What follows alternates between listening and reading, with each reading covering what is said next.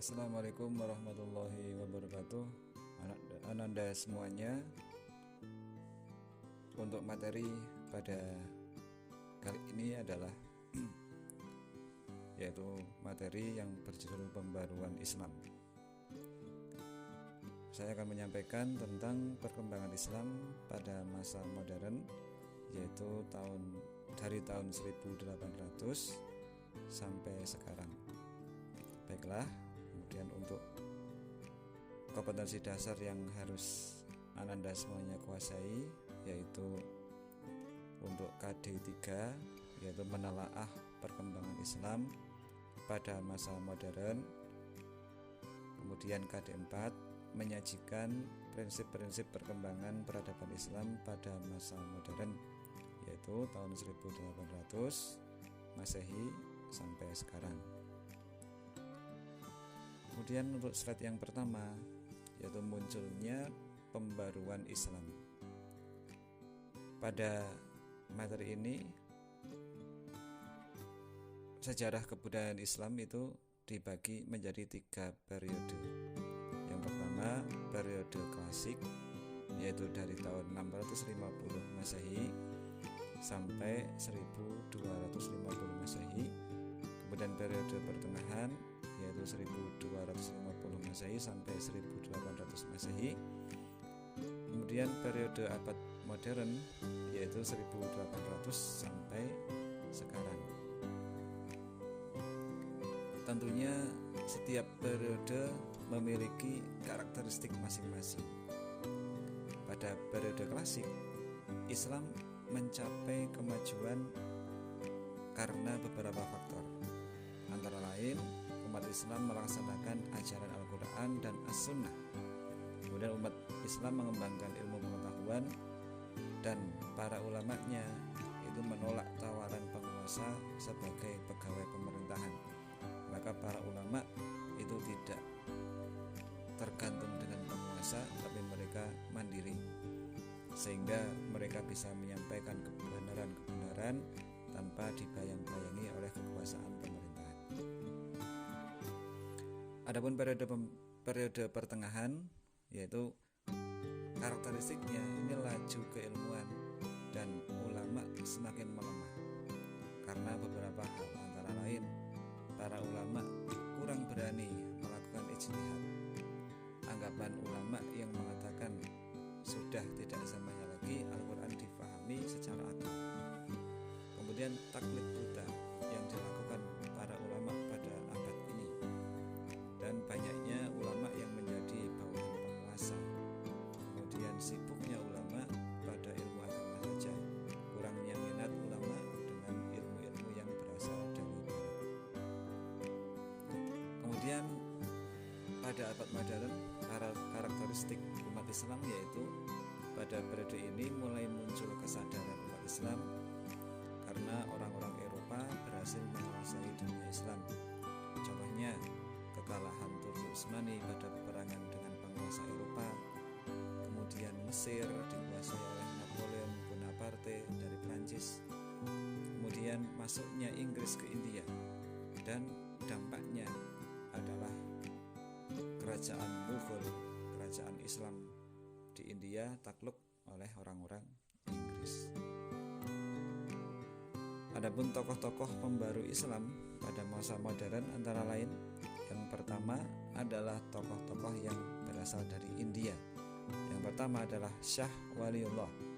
Beliau lahir di Delhi 21 Februari 1703. Dia seorang pengajar, menimba ilmunya dulu di Madinah.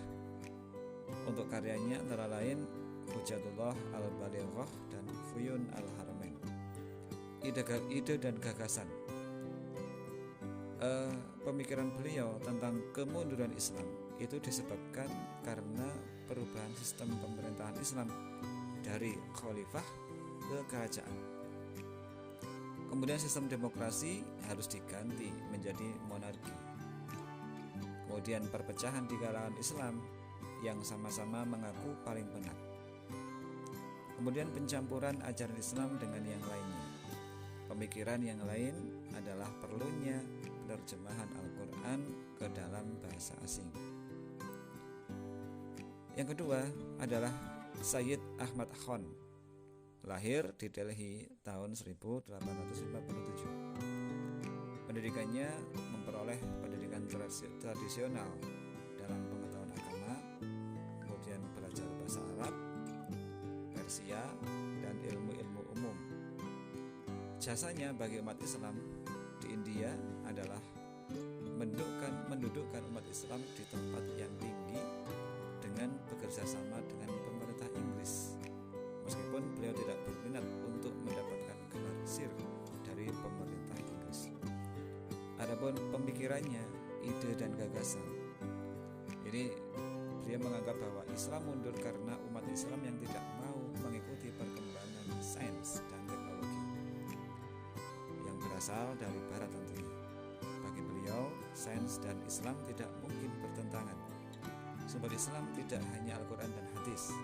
Umat Islam harus punya pola pikir dan semangat berpikir, bukan hanya taklid.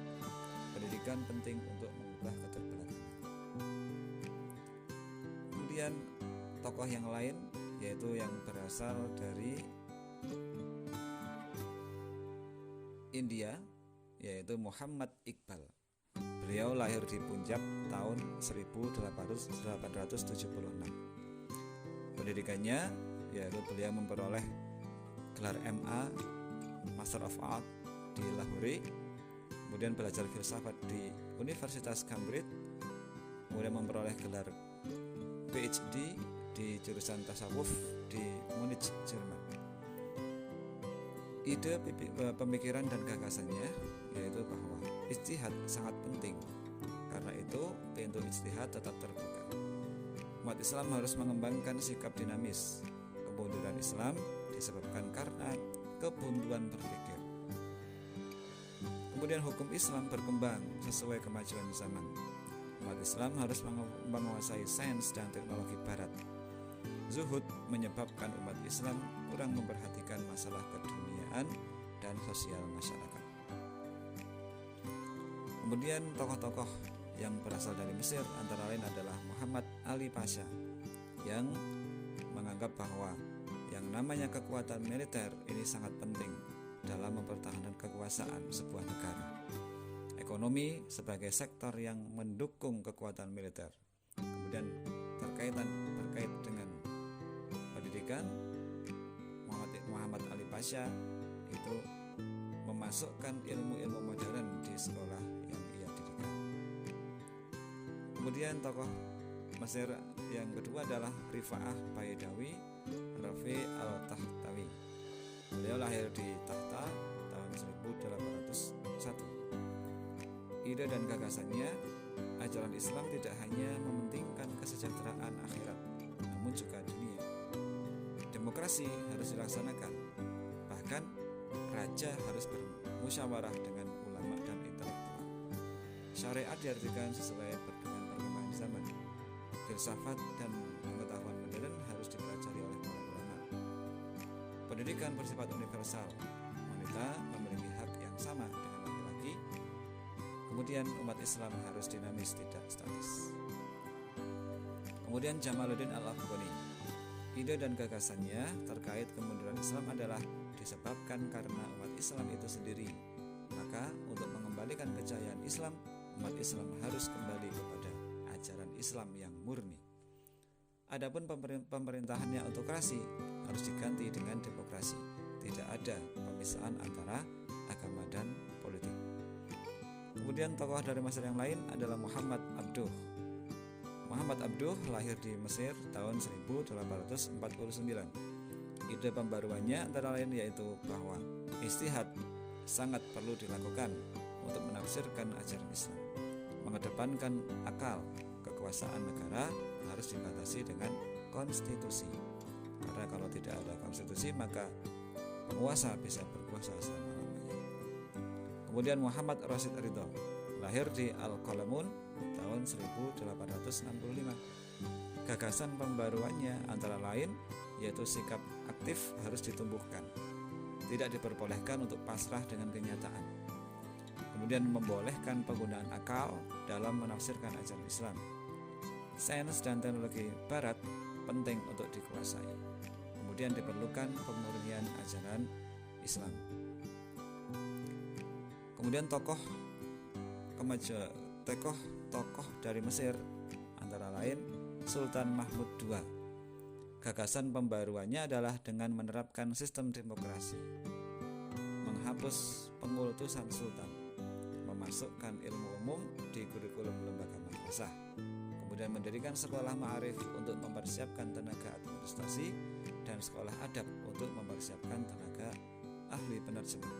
Kemudian ia mendirikan sekolah kedokteran, sekolah militer, dan sekolah teknik. Kemudian Namik Kemal, beliau adalah termasuk golongan muda terpelajar kerajaan Turki Utsmani. Adapun gagasan pembaruannya adalah perubahan pemerintahan absolut menjadi konstitusional. Hak politik rakyat harus diberikan. Demokrasi bukan pemerintahan yang terlarang. Penguasa tidak diperbolehkan bertindak semena-mena. Itulah perkembangan Islam, tokoh-tokoh pembaru Islam yang ada di dunia.